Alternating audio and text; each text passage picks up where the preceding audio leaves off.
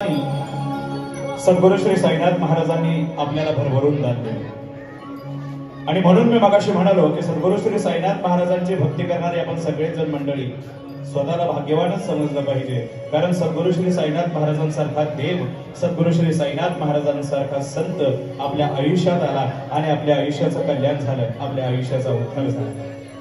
सद्गुरू श्री साईनाथ महाराजांनी शिर्डी गावी घेतलेला अवतार, बाबांचा गौरवशाली इतिहास, सद्गुरू श्री साईनाथ महाराजांनी तुमच्या माझ्या सर्वांच्या जीवनात आमूलाग्र बदल घडवणारे दिलेले संदेश, दिलेल्या शिकवणी झाले तुझं दर्शन साई या कार्यक्रमाच्या माध्यमातून वारंवार सादर केल्या जातात, ज्या गुरुवर्य भाऊंच्या लेखणीतून साकार झाल्या आणि आपण देखील त्याच्यावरती खूप मनस्वी प्रेम करतात। आपल्या प्रेमामुळे, आपल्या आशीर्वादामुळे सद्गुरू श्री साईनाथ महाराजांचा हा खूप गोड आणि सुश्राव्य सोहळा अधिक लोकप्रिय ठरतो।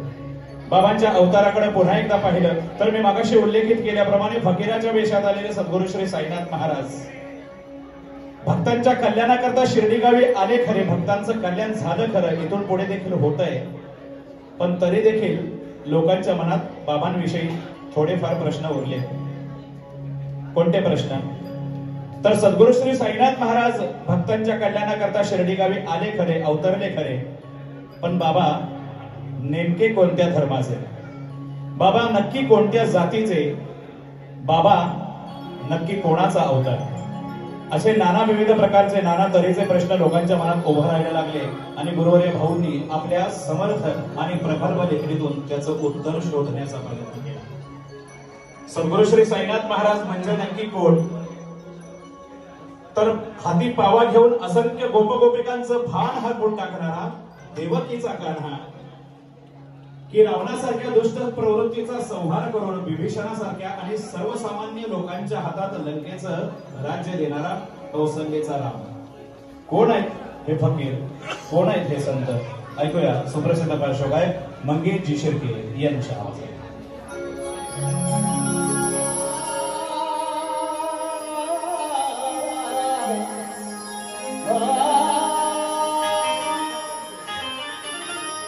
ज़माने ने कहा टूटी हुई तस्वीर बनती है,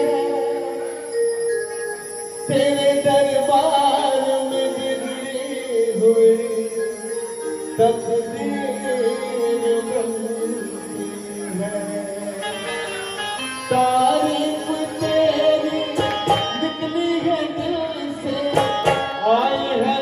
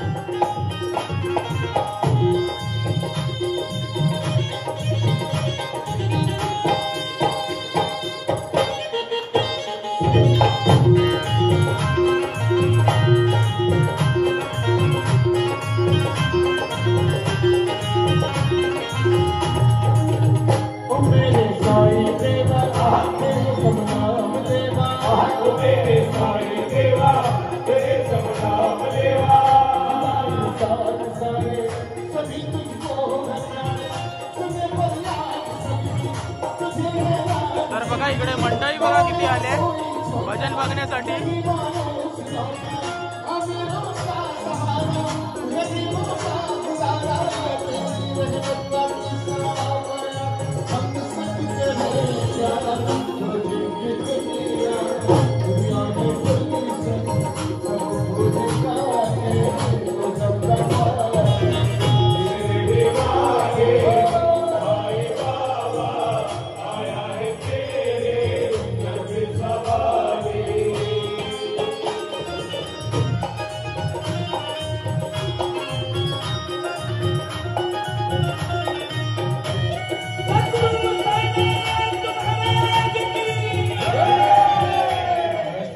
भजनाची परंपरा अखंड आहे.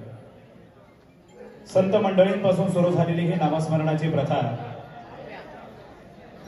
संत मंडळींपासून सुरू झालेली ही भजनाची प्रथा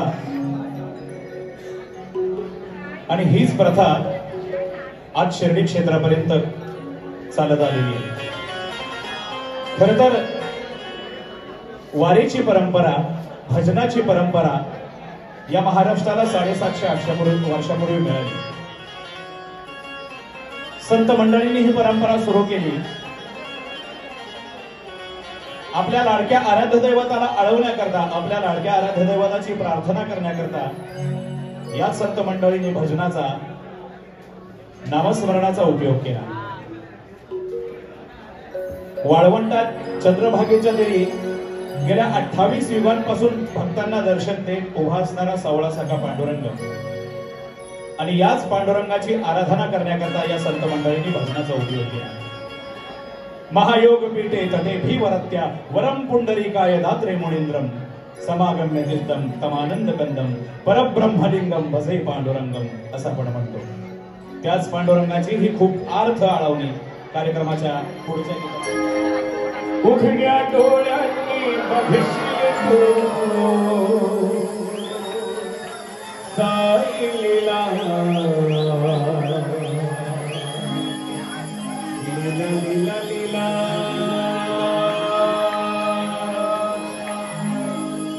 साई लीला.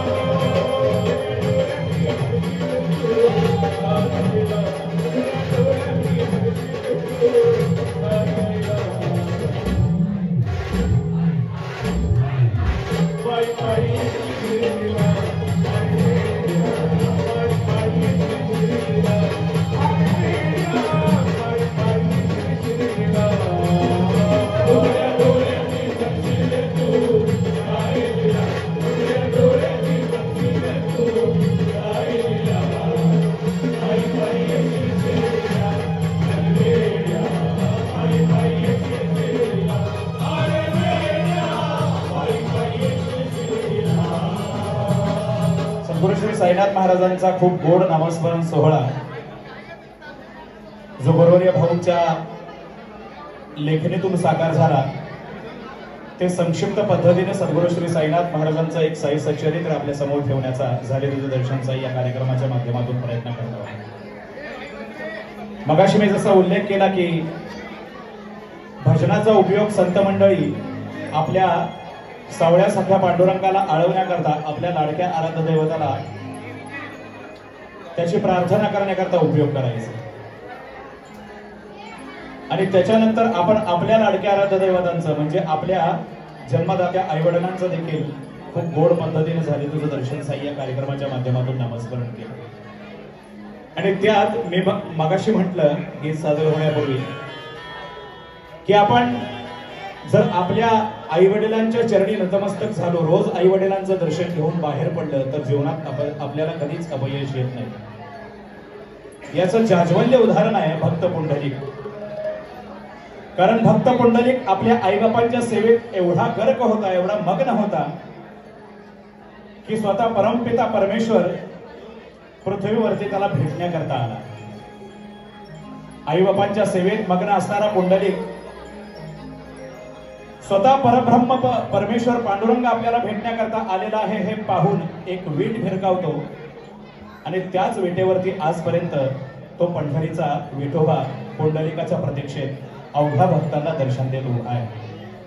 त्याच हरीचं आणि त्याच पुंडलिकाचं हे खूप गोड नातं जे गुरुवर्य भाऊंच्या लेखणीतून खूप छान शब्द रचनेच्या माध्यमातून साकार झालंय.